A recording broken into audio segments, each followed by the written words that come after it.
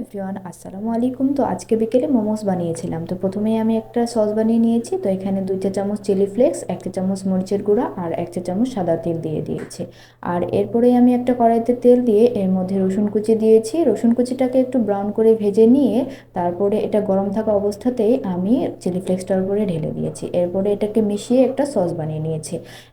এরপরে আমি মোমোর পুরটাকে বানিয়ে নিয়েছিলাম। তো এখানে আমি হাফ কাপ মুরগির মাংস ব্লেন্ড করে নিয়েছি। এর উপরে হাফ চা চামচ মরিচ কুচি দিয়েছি। আর এরপরে আমি একটা কড়াইতে তেল দিয়ে আবারও আদা কুচি আর রসুন কুচি হালকা ব্রাউন করে ভেজে নিয়ে গরম থাকা অবস্থাতেই মাংসের কিমাটাতে আমি ঢেলে দিয়েছি। আর একটা কাঁটা চামচের সাহায্যে এটাকে মিক্স করে নিয়েছি।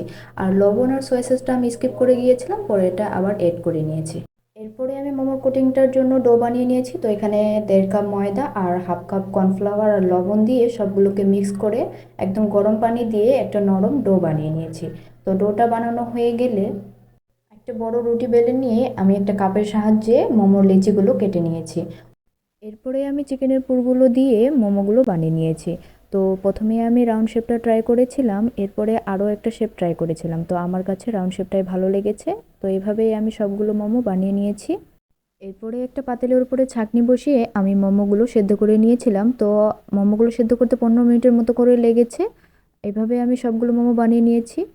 তো আমার মোমো রেডি হয়ে গিয়েছে। এর সঙ্গে আমি চিলি ওয়েল আর মেয়োনিজ রেখেছিলাম। মেয়োনিজের সঙ্গেও মোমোটা ভালো লেগেছিল। তো আজকে এই পর্যন্তই। আল্লাহ হাফেজ।